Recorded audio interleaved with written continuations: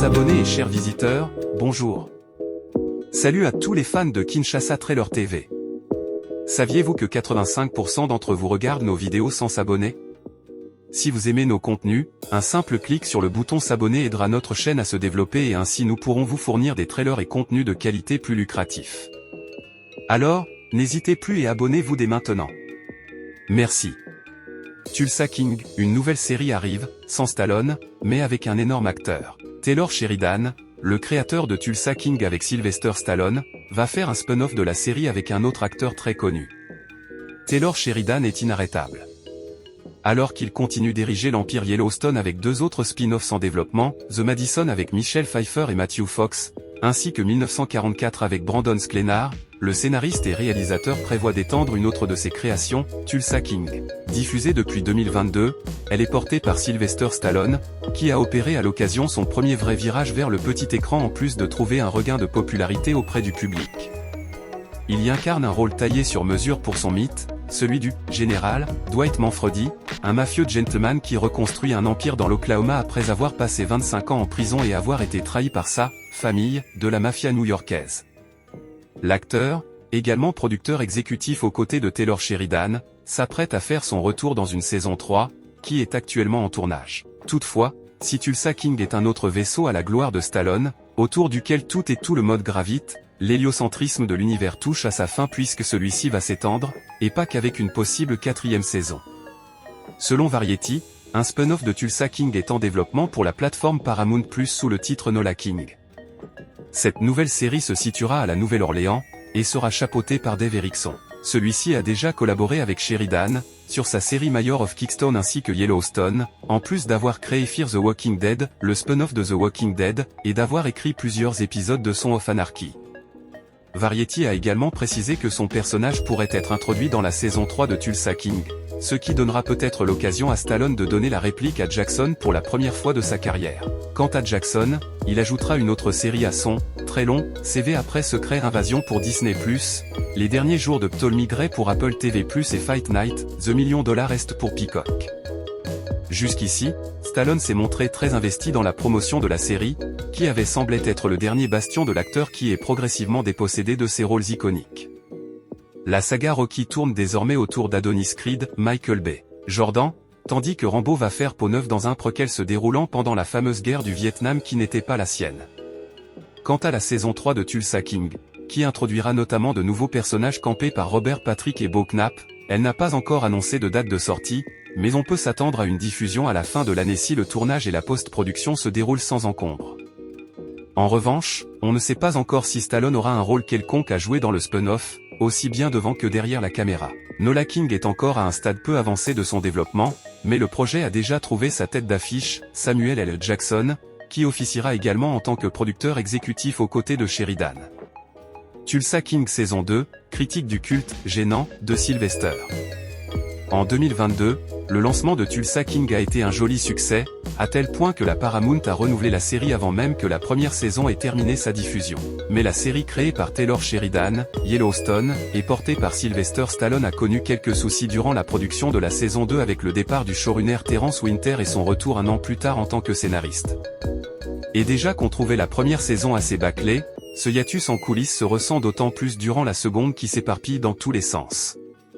Un seul deviendra invincible. Dès le début de la première saison, il était évident que Tulsa King serait un nouveau vaisseau à la gloire de Sylvester Stallone, qui n'avait nullement l'intention de verser dans l'autodérision, mais plutôt dans l'ego trip décomplexé.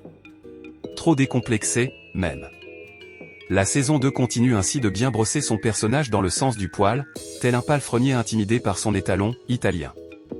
S'il fallait résumer la saison, Stallone Dwight Manfredi est super fort, super malin, super sympa, loyal et charismatique. Le vieux mafieux sort de prison au bout de 10 minutes après le cliffhanger alarmiste de la saison précédente, gagne son procès sans avocat, fait plier tous ses ennemis, déjoue quasiment tous leurs plans et se met tout le monde dans la poche.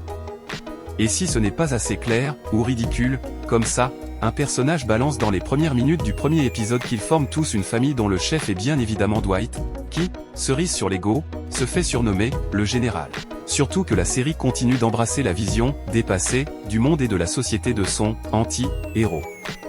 Tout ce qui est trop progressif ou jugé comme tel est donc moqué ou caricaturé, le passage à l'école, et les valeurs familiales se résument encore et toujours à l'honneur, la vengeance et la résilience, sur fond de virilisme ringard.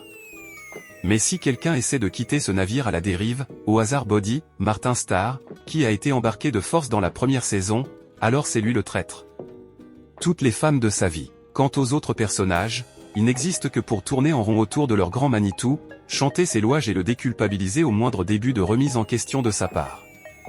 Au fond, ce n'est pas vraiment Dwight qui vit dans le déni et l'illusion d'être une personne fiable, ce sont les autres, bien que ce ne soit aucunement un sujet ou une thématique traitée dans le scénario. Comme dans la saison 1, tout le monde fait preuve d'une complaisance absurde à son égard, en particulier sa fille Tina, qui préfère s'armer pour se protéger des ennemis de son père plutôt que de s'éloigner de lui et lui dit même qu'elle est fière de lui. Après des tentatives ratées avec Tyson, Will, et son père, il faut attendre le 8e épisode pour qu'un tant soit peu d'émotions jaillissent, le temps d'un court échange en chant contre chant où le vieil homme est enfin mis face à ses contradictions. Et tant qu'à parler des personnages féminins, autant souligner la maigreur de leur rôle, qui consiste pour la plupart à regarder Dwight avec des étoiles dans les yeux ou à le trahir dans le cas de Stacy, Andrea Savage, que Dwight infantilise et que la série culpabilise avant de l'envoyer balader ailleurs. Sauf qu'à trop vouloir lustrer son protagoniste, la série en fait juste un surhomme infaillible et invulnérable, ce qui annihile tout suspense, toute surprise ou gravité. Cette saison peine à créer de la tension, encore plus à la maintenir, alors que le contexte le permet largement, on parle quand même de guerre de gangs, de drogue et de territoire. Toutes les grenades balancées sont donc vite regoupillées, si bien qu'il ne semble ne rien se passer dans cette saison pourtant surchargée de personnages, et surtout d'ennemis, dont Frank Grillo et Neil McDonough parmi les nouveaux. Fatalement, la fin et son cliffhanger ont du mal à réveiller après 9 épisodes de somnolence. Est-ce que la conséquence du départ du showrunner Terence Winter, de la surcharge de travail de Taylor Sheridan ou de l'ingérence de Stallone? Disons que la question est plus intéressante que tout ce qui peut bien se passer dans cette saison 2 bien ennuyante. Les 10 épisodes de la saison 2 de Tulsa King sont disponibles sur Paramount+, aussi disponibles via MyCanal. Tulsa King saison 3, date de sortie possible, casting et toutes les infos disponibles. La série Tulsa King avec Sylvester Stallone revient pour une saison 3, loin des soucis de production de la saison 2. On fait le point. Depuis mars 2025, on a enfin quelques nouvelles sur l'avancée de la saison 3 de Tulsa King, notamment du côté du casting. La série co-créée par Taylor Sheridan, Yellowstone, 1883, et portée par Sylvester Stallone semble sur de bons rails pour débarquer bientôt. Après 2 saisons en demi-teinte, le retour de Tulsa King aura ainsi la lourde tâche de relever un peu le niveau avec un conflit de mafieux bien plus musclé. La saison 3 de Tulsa King est-elle confirmée? Oui, Tulsa King a été officiellement renouvelée pour une saison 3 en mars 2025, et peut-être même une saison 4, après la production compliquée de la saison 2. Cette fois, Tulsa King se relance avec un nouveau showrunner, Dave Erickson, et réalisateur, Jim McKay. Le tournage a commencé en mars 2025. De quoi parlera la saison 3 de Tulsa King? Les détails précis de l'intrigue ne sont pas encore connus. La fin de la saison 2 a laissé Dwight dans une position plus fragile que jamais, pris en étau entre des alliés de circonstance et des ennemis qui avancent masqués. L'arrivée des Damir dans le paysage laisse entrevoir une montée en puissance de tension territoriale, avec un possible choc frontal entre deux visions du pouvoir à Tulsa. Martin Starr, interprète de Body, a, lui, promis à Collider que cette saison 3 sera très divertissante. Kinshasa Trailer TV vous prie de vous abonner massivement sur notre chaîne YouTube et de cliquer sur la cloche pour être prévenu juste quand nous publions une vidéo, interagissez sur la rubrique commentaires et partagez nos vidéos. Merci et à la prochaine.